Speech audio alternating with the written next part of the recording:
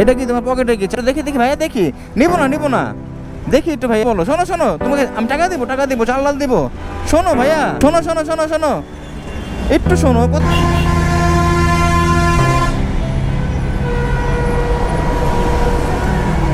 আসসালাম, নাম কি? বুঝি না। শোনো কথা শোনো ভাইয়া, না ভালো শোনো, কথা বলি কথা বলতে তো সমস্যা নাই। নাম কি? আরিফ। ও সুন্দর নাম। এটা কি হাতে? দেখি ভাইয়া, এটা দেখি করো। বুঝি না। পাইছো? এটা দিয়ে কি করে মূলত? বুঝি না কি করে এটা দিয়ে? বাবা মা কেউ নাই? কোথায় তারা কোথায়? তোমার বাবা মা কোথায়? বাবা নাই। কোথায় গেছে? হ্যাঁ, বাবা মারা গেছে। ওরে আল্লাহ। মা আছে? তো তুমি রাস্তায় থাকো কেন?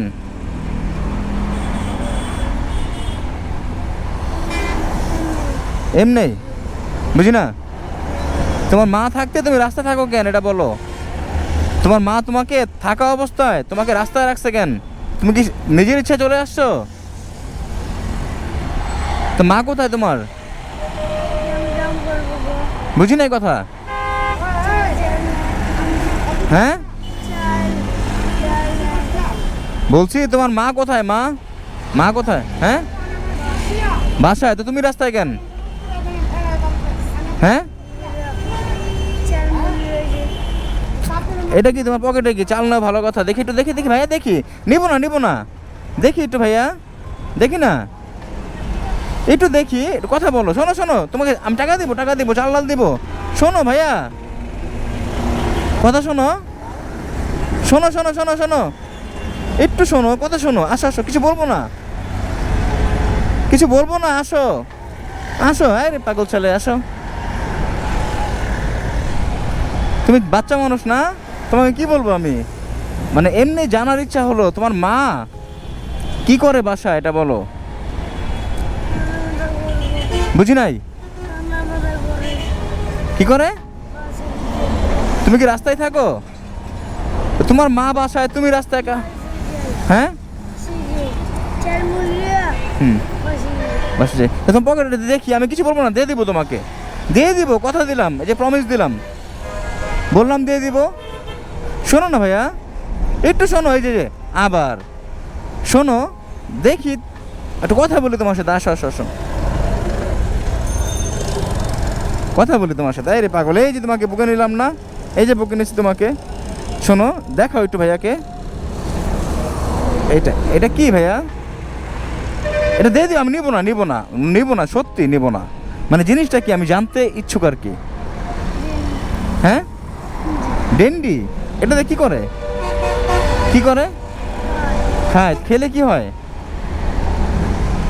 মানে আমাকে একটু জানাও, আমার জানতে ইচ্ছা। আমি প্রায় দেখি এটা মুখে নিয়ে তোমাদের মতো বাচ্চারা খায়, কিন্তু আমার আসলে কিউরিসিটি জাগে, মানে জানার ইচ্ছা জাগে, যেটা খেয়ে কি করে, কি লাভে, মানে কিসের আশাটা খায়, কি কারণে খায়। এই জন্য বললাম যেটা কি লাভ, মানে কেন খাও, কারণটা কি, মানে কি লাভ হয় বলো একটু। তো কেন খাও? হ্যাঁ বলো। কি? বাবা মরতে দেখে? তো সবার বাবা মারা গেলে এটা খেতে হবে? এটা খায়? আমারও তো খেতে হবে বাবা মারা গেলে। আরে মানে এটা বাবা মারা গেলে খেতে হয় না? তো তুমি না বললা বাবা মারা গেছে তাই খাই? তা বাবা মারা গেলে খেতে হয় এটা? হ্যাঁ, আমারও খেতে হবে আমার বাবা মারা গেলে? তাহলে তুমি কেন খাও? মানে ভাইয়া কি একটু বুঝ। হ্যাঁ, মানে কি লাভ হয়, কিসের আশায় খাও এটা বলো। বাবার জন্য? তাহলে এটা কোথায় পাওয়া যায় আমাকে একটু বলো, আমিও খাবো। আমার বাবা, আল্লাহ না করুক, বাবা যদি মারা যায়, আমারও খেতে হবে না? আমিও তখন খাবো, ঠিক না আরিফ? আমারও খেতে হবে বলো। তাহলে তুমি কেন খাও বলো? আমার খেতে হবে না? আমারও বাবা তো জীবিত আছে, সবারই তো মৃত্যুবরণ করতে হবে, আল্লাহর কাছে যেতে হবে না? তাহলে তোমার ভাষ্য মতে বাবা মারা গেলে এটা খেতে হয়, তাহলে আমারও খেতে হবে। তাহলে আগে থেকে আমি এটা সম্পর্কে জানি, খাবো এটা আমি? এই শোনো, কথার জালে ফেসে গেছো। শোনো শোনো, তোমাকে দিয়ে দিব, এটা আমি কিছু বলবো না, মানে এটা জানার ইচ্ছা আমার। তাহলে এটা কেন খাও, আমাকে বুঝাও যে এই কারণে খাই। না, এটা ভুল। বাবা মারা গেলে এটা খেতে হয়? এটা খেলে তোমার বাবা কি কবরে আযাব থেকে মাপ পাবে? আরে হ্যাঁ, মাপ পাবে কবর আযাব থেকে? শোনো শোনো শোনো শোনো শোনো, নাকি এটা খেলে তোমার বাবা জান্নাতে থাকলে আল্লাহ তাআলা তাকে আরো সুখ দান করবেন? কোনটা, কোনো ফজিলত আছে এটা খেলে? কোনো লাভ নাই। তাহলে কেন খাও? খাবা না। আরেকটা হলো, তুমি বলছো তোমার মা বাসায় থাকে, তুমি রাস্তায় থাকো, তুমি চাল ডাল কুড়িয়ে তোমার মার কাছে নিয়ে যাও, এটা কিন্তু একদম মিথ্যা বলছো তুমি। তাহলে তোমার মার কাছে চলো, যাবো, বাইকে ওঠো, তোমার বাসায় যাবো। হ্যাঁ, তুই যাবো, সমস্যা নেই, যত দূরই হোক, আমার বাইক আছে তো। চলো তোমার মার কাছে যাই। চাল ডাল তরি তরকারি, তারপরে তেল, সাবান, যা যা লাগে সব আমি কিনে দিব। চলো, যা যা লাগে তোমার মানুষের কাছ থেকে চেয়ে চেয়ে তোমার মার কাছে নিতে হবে না, মার কাছে দিতে হবে না, আমি দিব আজকে সব। হ্যাঁ, না না, এটা লুকায় ফেলবো বা ফেলে দিব। চলো, এটা তুমি লুকায় ফেলো। তাহলে তুমি এটা মিথ্যা বলছো না যে তোমার মা আছে, তুমি এটা মা কি করে সত্য করে বলো? মা তোমাকে বের করে দিয়েছে বাসা থেকে? তাহলে তোমার এই অবস্থা কেন? এক শার্ট, এক প্যান্ট, এক জুতা, যে অবস্থা, তুমি রাস্তার আমাদের রেন্ডি খাচ্ছ। হ্যাঁ, তুমি মিথ্যা বলতেছো আমাকে। তাহলে চলো, তোমার বাসায় তোমার কি লাগবে আজকে? চাল ডাল লাগবে না? তুমি কি বলছো চাল ডাল মানুষের কাছ থেকে চেয়ে চেয়ে চাল ডাল নাও, বলছো না? তাহলে চলো, চাল ডাল নেই, চলো। হ্যাঁ, বাসায় যাবা না? আচ্ছা, এটা ফেলে দিলাম, এটা ফেলে দিলাম। হ্যাঁ, এটা ফেলে দেবো কবির, এটা তুমি খাইও। এটা ফেলে দিবা? হ্যাঁ, দুষ্টামি করলাম, এটা ফেলে দিলাম। এখন তো কোনো ভয় নাই, ভয় আছে? তাহলে চলো, এবার বাসায় চলো। মারবে কেন? তোমার মা তো জানে তুমি চাল ডাল রাস্তা থেকে কুড়িয়ে মানুষের কাছ থেকে চেয়ে তারপর মার বাসায় নিয়ে যাও, তো তোমার মা তো খুশি হবে, মারবে কেন? আর তোমার ডেন্ডি তো লুকায় ফেললাম, তাহলে অসুবিধা কোথায়? হ্যাঁ, বিচার দিবে না? তুমি যে ভাইয়ার কাছে মিথ্যা বলছো, এটা প্রমাণ হইলো। তোমার মা নাই, তোমার বাসাও নাই, তুমি রাস্তায় থাকো, তুমি এখনো মিথ্যা বলতেছো। তো বাসায় চলো, সমস্যা কি? আপনারা বলেন, ওর যে অবস্থা, রাস্তা এখানে বসে ও ডেন্ডি খাচ্ছিল, তো ও আমাকে যখন ধরা খেলো, ধরা খাওয়ার পরে বললো যে ওর নাকি মা আছে, বাসা আছে, ও নাকি মানুষের কাছ থেকে চাল ডাল নিয়ে বাসায় নিয়ে যায়। তো আমি যখন বললাম যে চাল ডাল যা লাগে তরি তরকারি সব আমি দিব, ও বললো যে আমি ভয় পাচ্ছি, আমার মা ডেন্ডি খাই দেখে আমাকে মারতে পারে।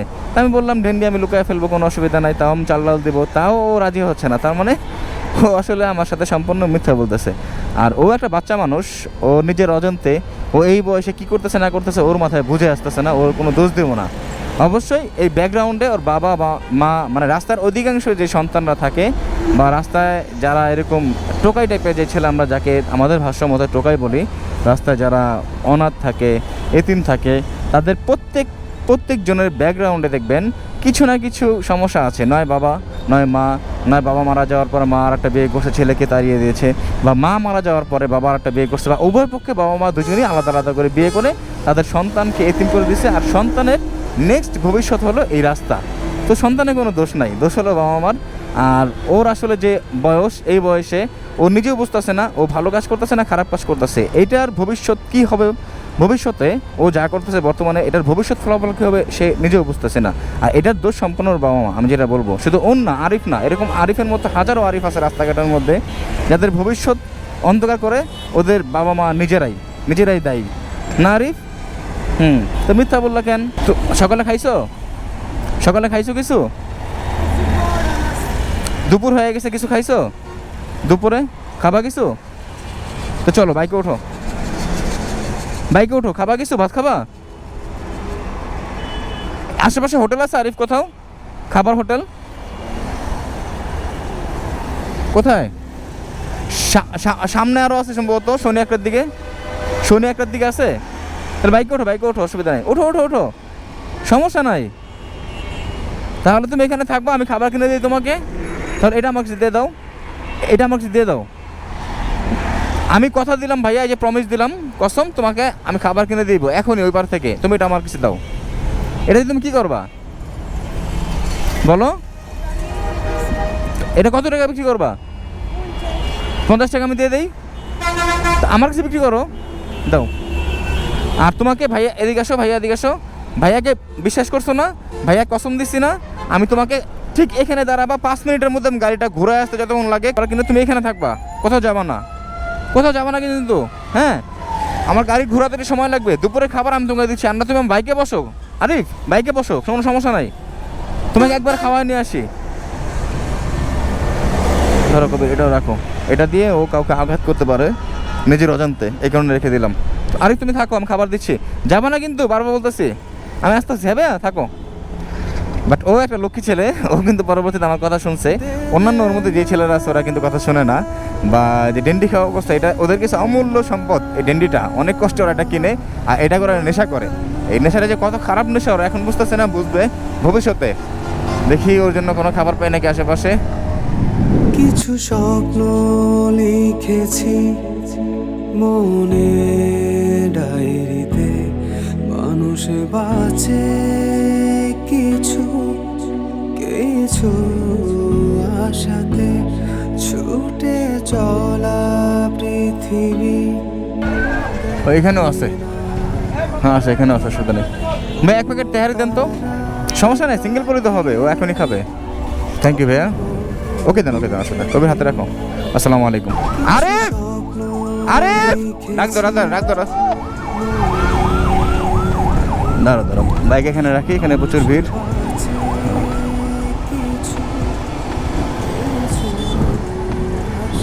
দাঁড়াও দাঁড়াও, আস্তে আস্তে দাঁড়াও, তুমি দাঁড়াও, তুমি দাঁড়াও, রাস্তা পার হো না। আল্লাহ আল্লাহ আল্লাহ আল্লাহ, ভাই কবির বাইকটা ধরো তো। ও আরে দেখ দেখ দেখ, দেখো তো, ও রাস্তা পার হয়ে গেল, আমি ওই পারে যাবো ব্রিজ হয়ে, ও নিজে রাস্তা পার হয়ে গেল খাবার দেখে। মানে ওর পেটে কত ক্ষুধা দেখেন, ও খুশিতে এক দৌড়ে চলে আসছে যেখানে। আরে সাবধানে, আরে পাগল, আমি তো যাবো ওই পারে, তুমি নামছো কেন? ব্রিজের উপর থেকে আমি আসতাম। আমি ওকে নিয়ে আসি।